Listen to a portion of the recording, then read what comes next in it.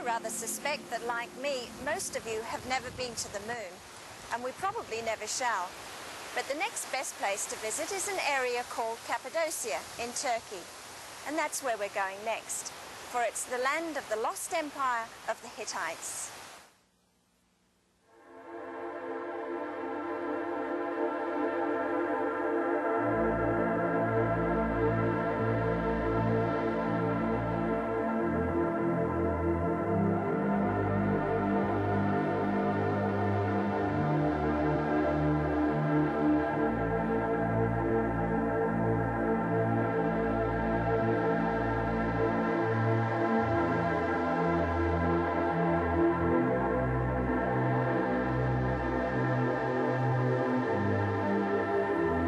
Well, how do you like these fairy chimneys, as they are called, with their hats set at all sorts of rakish angles? You just really wonder how the creator thought this one up, wouldn't you? Of course, you can tell me it's a natural phenomenon, and it really is. Actually, this was some soft stone that was laid all over this area, and then on top of that came a layer of lava, you know, a volcanic layer spread out all over here. And as the harder lava cracked and got worn away, then of course what was not covered by lava was also worn away. But where the lava still stood, then of course it was protected.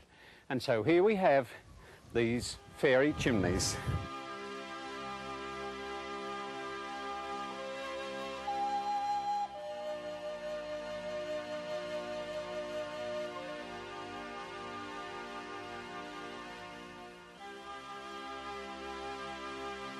During the Christian era, there was a lot of persecution, and so many Christians settled in this area. Not that they escaped the persecution, but it attracted less attention, and so they were less harassed here. And they dug their houses out of the soft rock, out of these pinnacles. In fact, some people today still live in these houses that they dug, or build their own houses attached to them. I would say this is one of the better class houses. It is dug out of the cliff face, soft rock, easily cut into. You can see the pick marks where they have chiselled it out. And there are recesses where they could store food and other domestic items needed in the house. And there are niches where they could place their lamps to illuminate the inside of the house at night time. I'd say they live rather comfortably here.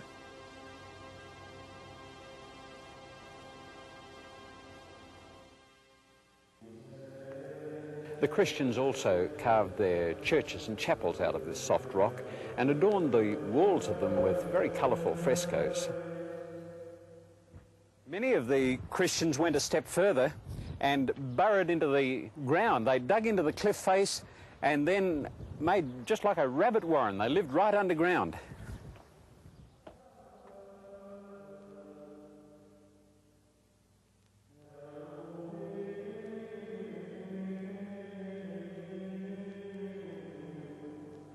They burrowed down through this soft rock, their passages and staircases and housing rooms. You know, they went down 8 stories down below the ground surface.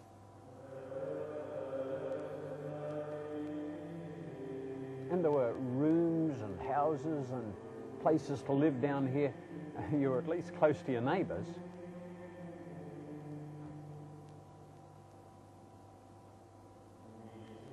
No doubt this was great for the children, but what about the adults? They must have had a permanently bent back to be able to walk along these passages and feel at home.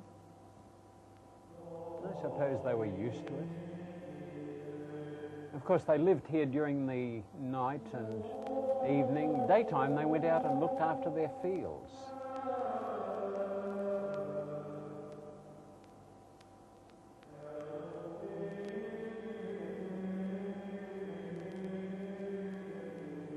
Of course, they had to have some fresh air, even away down here, so they dug this shaft from the surface right down to the lowest story so that the fresh air could come down here and circulate through the passageways and into the rooms in which they were living.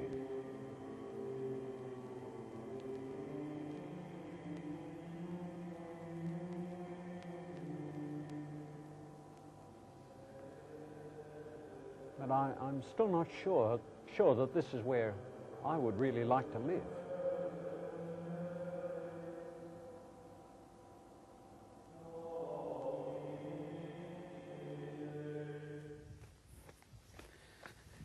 This then is Hittite country.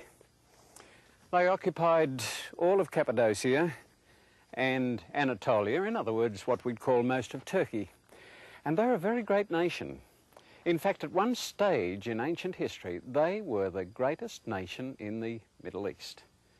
And yet the extraordinary part is they were lost, forgotten. Scholars even denied their existence. It's interesting to look at the Encyclopedia Britannica for the year 1861. And under the title Hittites, you know what? There's just 8.5 lines. And if you examine those 8.5 lines carefully, you'll find that it's purely and simply a summary of what the Bible says, just a brief summary of what the biblical record has to say about them. Well, actually, there's a lot in the Bible about the Hittites. As far as the Bible is concerned, they were never lost. 47 references in the Bible to the Hittites. Goes right back to the days of Abraham. In Genesis chapter 23, when his wife Sarah died, it says, "Then Abraham stood up from before his dead and spoke to the sons of Het," they're the Hittites, you see, saying, "Give me property for a burial place." And he purchased a place to bury his wife Sarah. There are many references in respect to the Israelites coming into the promised land. For instance, in Genesis 7, verse 1, it says, "When the Lord your God brings you into the land which you go to possess and has cast out many nations before you, the Hittites and the Girgashites and the Amorites and the Canaanites and the Perizzites and the Hivites and the Jebusites." Now, there's 7 nations there, and you'll notice the Hittites are at the top of the list. And yet the Amorites, the Canaanites, we're very familiar with them, and they were very well-known and strong nations. Yet the Hittites are put at the top of the list. Now, there's another verse that should have caused the scholars to do a little deep thinking on, and that's in 2 Kings chapter 7 and in verse 6, where it says, referring to the Syrians besieging Samaria, and all of a sudden the besieging army packed up and fled. And what was the reason? Well, it tells us here. "For the Lord had caused the army of the Syrians to hear the noise of chariots and the noise of horses, the noise of a great army. So they said to one another, 'Look, the king of Israel has hired against us the kings of the Hittites and the kings of the Egyptians to attack us.'" Now, everyone knew that the Egyptians were very strong and powerful. But here it puts the Hittites ahead of the Egyptian army. Now, quite obviously, the Bible knew that they were a very powerful nation. You've got these 47 references, and yet they were lost and forgotten. For a long time, the story of their discovery is a very exciting one. It's one of these long, drawn-out dramas, and I want to tell you all about that.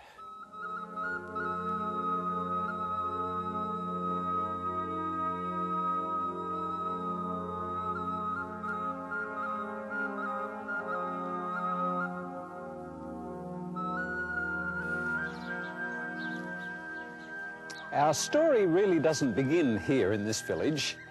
It began in the city of Hamath in northern Syria in the year 1810, when John Burckhardt, the man who discovered Petra later on, was visiting there, and he found built into a house some stones that had some strange writing on it. And he wrote later in his book called Travels in Syria of these stones. He said they were hieroglyphs, but they weren't Egyptian hieroglyphs. But of course he didn't know who was responsible for this strange writing, and he simply recorded it. Now, the scholars should have picked it up, but I suppose there were so many other exciting things in his book, they just didn't notice this. So the next thing was in the year 1834, when Charles Texier was travelling through Turkey, and he was looking for a lost city, the lost city of Tavium, a Roman city. And he would go from village to village, town to town, and he would say, are there any ruins here? And he'd go and look at them to try and identify them as Tavium, you see. Well, when he came here, he asked his usual question, are there any ruins around here? And they said, yeah, sure, there are ruins here. There's plenty up on the hill. So up on the hill he went. What Texier saw here really made him gasp. There was this King's Gate, as it is called. It was partially buried in his day, of course. But in the front of it here, there is a figure that they thought was the king. Really looks like a prize fighter, you know, doesn't he? Actually, one of the Hittite gods. This is not the original. The original is in the museum. This one is simply a plaster cast, and it's rather badly worn. When I first came here, it was in very good condition. And then Texier went up on the wall, and what he saw there made him even more amazed. When Texier got up here, he could look along the wall and trace it going right up the hill there. You can see it at the top of the hill, partially reconstructed up there. And following it round, he found that altogether it was about 5 kilometres in circumference. Well, this certainly wasn't Tavium. It was far too big for that. But what was it? The locals couldn't tell him, and he didn't have a clue. So what was this place? The following year, 1835, a British explorer by the name of William Hamilton came on the scene, and he stumbled across a place called Alachahuyuk. This is the entrance to Alachahuyuk, and these sphinxes on the side here are very well carved, and these were obvious to William Hamilton when he first came here. There's one each side of this gateway. He couldn't identify them, he didn't know who was responsible for them, and he simply recorded them. Then in the year 1862, George Perrot came across this place. It's called the Nishan Tash, and here were some strange hieroglyphic characters which again were similar to the ones on the Haymat stones. And of course he couldn't identify who was responsible for these hieroglyphs, but he recorded them. And then in the year 1870, two American explorers by the name of Johnson and Jessup also visited Haymat and recorded their visit and noted the Haymat stones with the hieroglyphics on them. But then in the year 1872, a man of a totally different character came on the scene. And he was William Wright, who was an Irish missionary in Haymat. Now, he spoke the language, he understood the Arabs and the Turks, and he saw these stones and recognized their value. And what was more important, he was on very friendly terms with the Turkish governor, Subi Pasha. And so he went to the governor and said, look, it would be in the interest of the Turkish government to have these stones removed and sent off to the museum. And so Subi Pasha, being an enlightened man, agreed to that.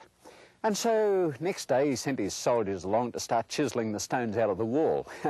And that is where the trouble started, because the locals regarded these not only as important stones in the building itself, and they didn't want the building spoiled, but they also had a superstition that these stones had magical qualities, especially for eye diseases, of which there was no shortage at that time. And so they violently objected. However, the army was on the governor's side, and they took the stones, took them back to the palace. Well, that night, whirling dervishes raced through the streets, stirring up the passions of the crowd, and they tried to storm the gates of the governor's palace. And William Wright, who was also there, was a little frightened inside. But the soldiers held out. Next morning, the governor received a delegation.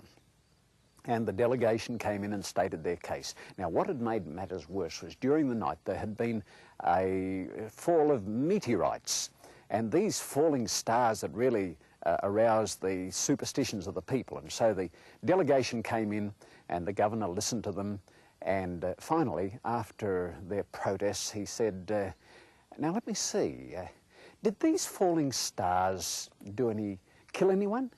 And they said, no. And he said, did they kill any cattle or sheep? No. And he said, Did they damage any buildings? No. Ah, said the governor, then what better evidence do we have of Allah's good pleasure on what we have done? And with that choice bit of Eastern logic, the whole delegation came to an end. And the Haymat stones were removed to the Constantinople Museum, where they are today. In 1876, excavations were conducted at Karkemish. Now that's a way down, a long way from here in northern Syria. And in these excavations, these strange artifacts belonging to the same people started turning up. It was quite apparent that whoever it was had an empire extending right down as far as northern Syria. And during the next few years, artifacts were turning up all over Turkey, and the scholars were embarrassed because the public were asking them, listen, you fellas, this was a great empire, and you don't know who it was. Then in 1880, the archaeological bombshell burst. Archibald Henry Sayce announced to an august gathering of scholars in London his conclusion that all these artifacts, all these evidences, should be attributed to none other than the biblical Hittites. Well, the scholars went off into peals of laughter. They said, Sayce, you're mad. They dubbed him the inventor of the Hittites. But the facts were accumulating. And in 1881, the Encyclopedia Britannica once more came out. This time, not 8.5 lines, but 2 whole pages. And down at the bottom of the article, there was this statement. We wait longingly for a confirmation of Professor Sayce's view that the Hittites were the authors of the Hamathite hieroglyphics. If this be proved, this wonderful nation steps into a position hardly surpassed by that of any of the nations of the distant East. Well, it was a prophetic statement that really came true. And during the next few years, more and more information came in. And in 1884, our friend William Wright published a book called The Empire of the Hittites, in which he produced so much information and evidence that the scholars just had to back down and admit that Sayce was right and that these people were the biblical Hittites. Then in 1887, there was a very interesting development. In that year, what are known as the Tel El Amarna letters were discovered, not here in Turkey, but away over there in Egypt. They were letters in the cuneiform script. At first, of course, the scholars said that they were forgeries because nobody expected cuneiform to be found in Egypt. But when they were read and understood, here were some letters that were found in the Assyrian cuneiform script, but in an unknown language, which scholars rightly concluded was the Hittite language.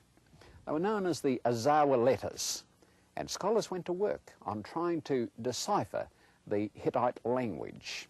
There was a scholar in 1902 by the name of Knudsen who concluded and announced that the Hittite language was actually an Indo-European language. That also made the scholars laugh. Indo-European, why? It might be some other, it might be a Semitic language, or it might be Hamitic, but not Indo-European. And they produced so many arguments that poor Knudsen recanted and admitted that he had made a mistake. Time was to prove that Knudsen was correct. In the year 1906, a very eccentric German came here who was totally unsuited to the harsh Middle East, Turkish conditions, and he was not really an archaeologist, he was an epigraphist. That means he was an expert in inscriptions, and he was looking for tablets. And so he came to this place, Boghaz-Kali, known to the Hittites as Hattusis, and his interest was to find tablets. And so he came to this acropolis, or high place, the citadel, and started searching. Well, would you believe it? He started digging here, and he found no less than 10,000 tablets. And most of them were in the cuneiform script, which he could read like you read your daily newspaper. and in the Assyrian language, which of course was his language. He could be very familiar with it. And so he was able to learn a lot about the Hittites. Well, night by night, he was a very hard-working man, and night by night, by the flickering light of his lamp, he'd pick up a tablet and translate it, pick up a tablet. And one night, he picked up a tablet, and he could hardly believe what he saw there.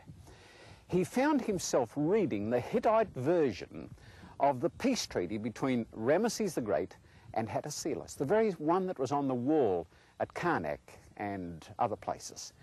And so here was the Hittite version of it.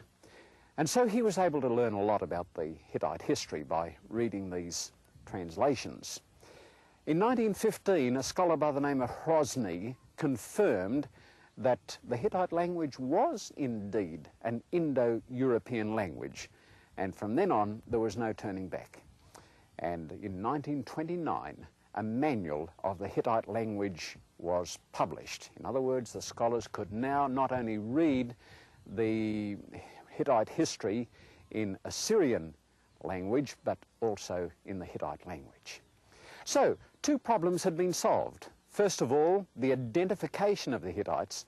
Secondly, to be able to read their language. But now there was the third problem, and that was to be able to read their strange hieroglyphic characters. Actually, our friend Archibald William Sayce had made an attempt at this in 1880. He'd come across what was known as the Takendemos seal, and it was a bilingual, that is the same thing in two different languages or scripts. And he thought by comparing them he'd get a clue to reading the hieroglyphics. But it was not to be. It was only a seal. It didn't give him much information. In 1934, Kurt Battelle found here no less than 100 bilinguals, and the scholars thought, now we've got it made. All these bilinguals, that is the same message in two different scripts, one readable, the other the hieroglyphs, will be able to do it. But they're only seals, and they all said more or less the same thing. And so once more, they had the problem. And so the scholars had to work on this to try and find out how to unlock the Hittite hieroglyphs. The final breakthrough came from rather an unexpected quarter. There was a scholar by the name of Helmut Bosser, and he was attending a convention. At the same convention, there was a Turkish scholar. And the Turkish scholar said to him, "Say, why don't you come and teach at the Istanbul University for a while?" And so Bosser said, well, why not? And so he finished up at the Istanbul University.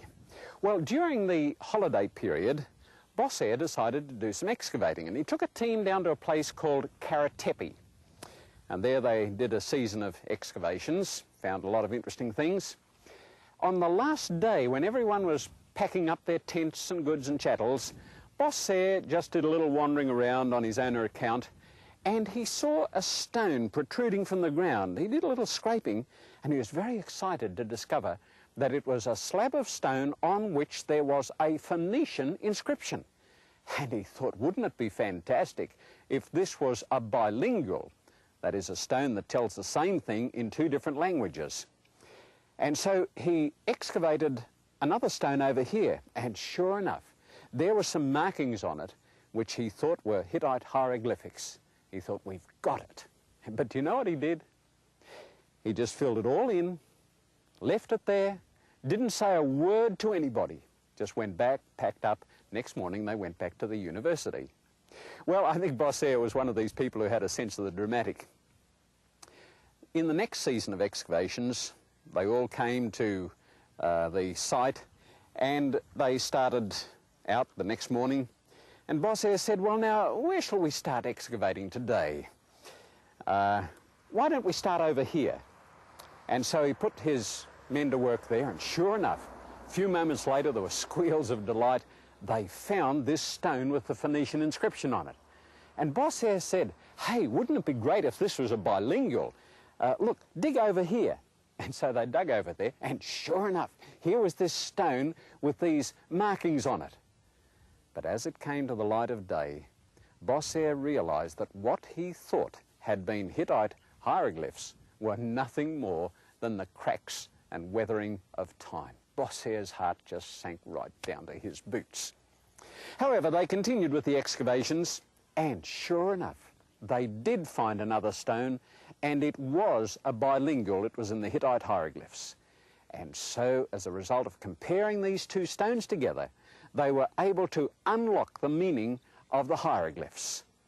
And so, in 1954, a manual of a dictionary of Hittite hieroglyphs was published, and this opened a vast world of knowledge about the Hittites to the scholars and about the Hittite history. In their heyday, the Hittites were a powerful, well-organized and cultured people. And they had some very fine buildings. Over there in the distance, you can see their temple area. It had well-paved roads, and there was this huge area that was for the temple purposes. And then there is a very strange stone. It's a green stone, and it doesn't come from this area. It came from a totally different area. And that also was a rather puzzle, because nobody knew just where it came from, and nobody can figure out just what it was used for. They had these huge storage jars, and they had a very smart way of doing their buildings. You'll notice these drilled holes here. Well, this is an earthquake-prone area, and so naturally stone buildings would tumble down. So what they had was stone foundations, and then they used a wooden superstructure with tenons into these holes, so that if there was a bit of a rumble, the building would stay intact. But the end finally came. It is usually considered to be in about 1200 BC, when they were annihilated by the peoples of the sea. Personally, my own opinion is that it was later than that, in fact, centuries later, because, for instance, we have the records of Shalmaneser III, in which he records his wars against the Hittites. We have even Sennacherib in the 8th century BC, who talks about fighting against the Hittites. So I think that their final end actually came at the hands of the Assyrians. However, it certainly came, and then they were lost and forgotten. And the critics even denied that they existed. They scoffed at the Bible record and said, just another Bible blunder. But remember, the Bible retained a record of them. And today, of course, everyone knows the Hittites. You've got the Hittite hotel, you've got the Hittite restaurant, you've got the Hittite antique shop and the Hittite taxi company. It's a very well-known people today. But it was only the Bible that preserved a knowledge of them. Remember, in 1861, just 8.5 lines in the Encyclopedia Britannica. But the Bible retained the record. And let me tell you, the Bible is a fascinating book. And I can assure you, it is historically reliable. Well, I agree. The Bible's a great book, but I do suggest that you get a translation in modern English. I find it much easier to read. In our next program, we'll be taking you to the cradle of civilization, where history began. And David will be telling the exciting story of Henry Layard unearthing the winged bulls of Assyria, and Henry Rawlinson scaling the Behiston Rock to find the key to cuneiform writing.